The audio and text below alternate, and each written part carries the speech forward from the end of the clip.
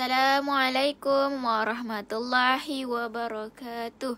Barakallahu fiik. Alhamdulillah dapat lagi kita bersama dalam slot bacaan hadis insya-Allah. Okey, pada pukul 12 tengah hari, kita bersama lagi dalam slot bacaan hadis insya-Allah. Waalaikumsalam warahmatullahi wabarakatuh. Kepada Kak Noraini, Kak Ani Zarina, ahlan wa sahlan. Mana yang dah hadir, seperti biasa jam 12 tengah hari, kita penuhkan masa kita dengan mempelajari hadis insya-Allah. Ahlan wa sahlan. Mana yang dah hadir? Waalaikumsalam Kak Rina. InsyaAllah hari ini kita nak tukar sedikit. Hari ini saya nak cerita. Daripada kitab ini ada satu kisah. Hari ini kita nak bercerita. Hari ini kita tak hadis, bukan tak ada pengisian hadis, cuma ada satu kisah yang mana ada pengajaran yang boleh kita ambil insya-Allah. Waalaikumsalam Kak Nur Hayati, Kak Siti Isa. Ahlan wa sahlan, mana yang dah hadir? Waalaikumsalam Kak Zumali. Saya ucapkan selamat hari Sabtu. Selamat hari Sabtu. Mana yang cuti, selamat berehat insya-Allah. Mana yang bekerja, selamat bekerja. Mana yang sedang prepare makanan tengah hari untuk keluarga, saya ucapkan selamat selamat preparation. Waalaikumsalam Kak Maziah dari UK. Kita ada sahabat dari UK kita. Alhamdulillah, selamat datang saya ucapkan. Terbaik Kak Zumali. Betul, kita baca hadis niat kerana Allah Ta'ala untuk menimba ilmu insya-Allah. Waalaikumsalam Kak Kotiti. Mana yang dah hadir dalam live ini, jangan lupa tekan button share banyak-banyak. InsyaAllah kita sebarkan kebaikan. Ramai-ramai kita tengok hari ini kisah apa pula dalam slot bacaan hadis. Terbaik dan terima kasih mana yang dah share. InsyaAllah hari ini macam yang tuan-tuan dan puan-puan nampak, tajuk kita hari ini pertanyaan Rasulullah. Pertanyaan Rasulullah kepada para sahabat mengenai dua orang. Apakah pertanyaan itu? InsyaAllah kita akan baca nanti kisahnya. Waalaikumsalam Kak Hamidah, Kak Aminah. Waalaikumsalam Kak Has Gani, Kak Jamalia. Saya doakan moga-moga Allah beri kesihatan kepada kita. Moga-moga Allah sentiasa lindungi kita daripada segala bahaya, segala fitnah di dunia ini insya-Allah. Waalaikumsalam Kak Sadia. Sebelum saya mulakan, boleh komen suara dan gambaran kitab ini jelas atau tidak. Terima kasih. Terbaik mana yang dah share. Mana yang belum share, jangan lupa ramai-ramai pakat-pakat tekan button share. Tak rugi kita share slot ilmu. InsyaAllah. Tajuk hadis kita hari ini. Hari ini saya tak membaca hadis. Hari ini saya akan bacakan satu kisah yang mana pertanyaan Rasulullah kepada para sahabat mengenai dua orang. Apakah pertanyaan itu? Siapakah dua orang ini? InsyaAllah kita akan baca sekejap lagi. Waalaikumsalam warahmatullahi wabarakatuh. Mana yang memberi salam, mana yang dah hadir, ahlan wa sahlan. Alhamdulillah, suara clear, jelas, bagus. Jom kita terus, kita masuk kepada pengisian kisah kita. Sekali lagi tajuk kita pertanyaan Rasulullah kepada para sahabat mengenai 2 orang. Okey. Huruf tak berapa jelas. Okey, jauh ya. Okey, saya zoomkan sedikit. Okey, insyaAllah. Okey, jom kita tengok. Okey, kita baca sama-sama. Okey. Beberapa orang sahabat. Okey, beberapa orang sahabat sedang duduk bersama Rasulullah sallallahu alaihi wasallam. Okey, ada beberapa orang sahabat duduk bersama dengan Rasulullah, bersama dengan baginda. Kemudian seorang lelaki, okey, seorang lelaki telah melewati mereka. Okey, maksudnya ada seorang lelaki telah melintas, okey, telah lalu di hadapan mereka. Rasulullah bertanya kepada mereka. Rasulullah bertanya kepada para sahabat yang tadi tu, apakah pandangan ataupun apakah pendapat kamu tentang orang ini? Okey, ada beberapa sekumpulan sahabat sedang duduk bersama Rasulullah. Kemudian ada seorang lelaki. Okey, ada satu lelaki berjalan melintasi mereka. Kemudian baginda bertanya kepada sahabat, baginda bertanya kepada beberapa orang tadi, apakah pendapat kamu tentang orang yang lalu tadi? Okey, jom kita tengok para sahabat jawab apa. Waalaikumsalam warahmatullahi wabarakatuh. Mana yang dah hadir? Ahlan wa sahlan. Saya ucapkan selamat datang. Okey, jom kita tengok para sahabat jawab apa. Kemudian mereka menjawab. Mereka menjawab, wahai Rasulullah, dia daripada kalangan orang-orang yang mulia. Yang melintas tadi tu, dia daripada kalangan orang-orang yang mulia. Demi Allah, apabila dia menghantar utusan pernikahan,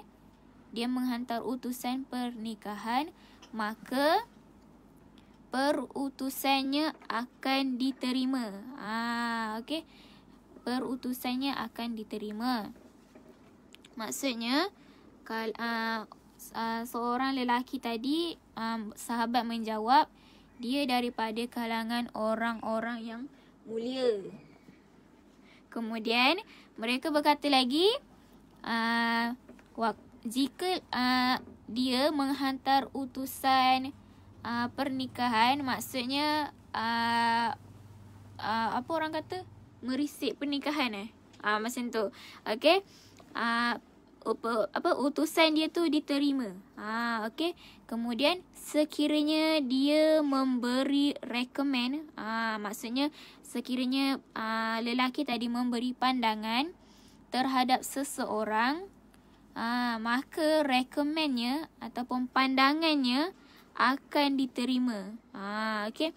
Itu pandangan sahabat tentang seorang lelaki yang lalu tadi. Itu pandangan mereka. Okey. Kemudian mendengar jawapan itu, Rasulullah sallallahu alaihi wasallam terus terdiam. Okey. Bila Rasulullah mendengar jawapan daripada para sahabat tadi, Rasulullah terus terdiam. Okey. Okey, kemudian selepas itu ada seorang lelaki lain pula. Kan tajuk kita mengenai 2 orang, betul? Okey, seorang yang tadi orang yang mulia. Orang kata orang yang ada-ada gitu. Okey. Kemudian kita tengok seorang lagi. Okey, selepas itu seorang lelaki lain. Okey, ini lelaki lain telah melewati di hadapan mereka. Okey. Okey, ini lelaki lain telah melintas di hadapan mereka. Kemudian Rasulullah sallallahu alaihi wasallam bertanya. Rasulullah bertanya lagi tentang orang itu juga. Okey. Lelaki yang pertama tadi Rasulullah tanya apa pandangan sahabat tentang lelaki itu. Okey, ada lelaki lain yang melintas di hadapan mereka juga. Rasulullah bertanya soalan yang sama juga. Apa pandangan kamu tentang orang itu? Okey, kemudian para sahabat radhiyallahu anhu menjawab. Okey, kita tengok pula pandangan para sahabat terhadap lelaki yang kedua ini. Okey, mereka menjawab, dia seorang Islam. Okey, dia seorang Islam yang miskin. Ini lelaki kedua tadi. Pandangan mereka, dia seorang Islam yang miskin. Sekiranya dia meminang seseorang, perempuan, pinangannya pinangannya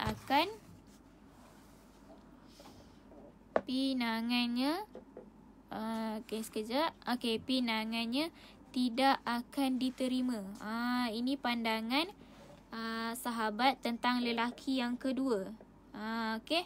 Kemudian sekiranya dia memberi recommend, maksudnya sekiranya dia memberi pandangan terhadap sesuatu, pandangannya itu tidak akan diterima. Sekiranya dia bercakap, tiada orang akan memberi perhatian. Tiada orang akan memberi perhatian terhadap percakapannya. Ini adalah pandangan para sahabat tentang orang lelaki yang kedua tadi. Mereka kata dia seorang Islam yang mulia. Seorang Islam yang miskin. Apabila dia memasuk Minang, tiada seorang perempuan pun yang akan terima pinangan dia. Kemudian para sahabat kata lagi, sekiranya dia beri pandangan, pandangan terhadap sesuatu, pandangan dia tu tak diterima. Kemudian sekiranya dia bercakap, lelaki yang kedua tadi bercakap, tak ada siapa pun nak beri perhatian waktu dia bercakap.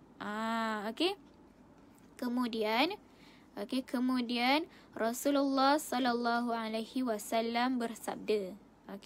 Bila para sahabat dah berikan dua pandangan terhadap dua lelaki tadi, kemudian Rasulullah bersabda, orang ini lebih baik daripada seluruh dunia yang dipenuhi dengan orang yang pertama tadi. Masya Allah. Maksud Rasulullah di sini, orang ini tu, orang yang kedua tadi, orang Islam yang miskin tadi, dia lebih baik daripada seluruh dunia yang dipenuhi dengan orang tadi. Maksudnya orang miskin itu lebih baik, lebih bagus daripada bayangkan seluruh dunia ni dipenuhi dengan orang yang pertama tadi. Betapa mulianya orang yang kedua tadi kan. Waalaikumsalam warahmatullahi wabarakatuh. Mana yang dah hadir? Waalaikumsalam. Mana yang memberi salam? InsyaAllah. Jom kita tengok keterangan.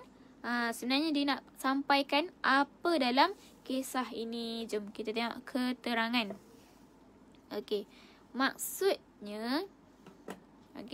Maksudnya di sini ialah hanya dengan kemuliaan dunia tidak membawa apa-apa erti di sisi Allah Subhanallah Ta'ala.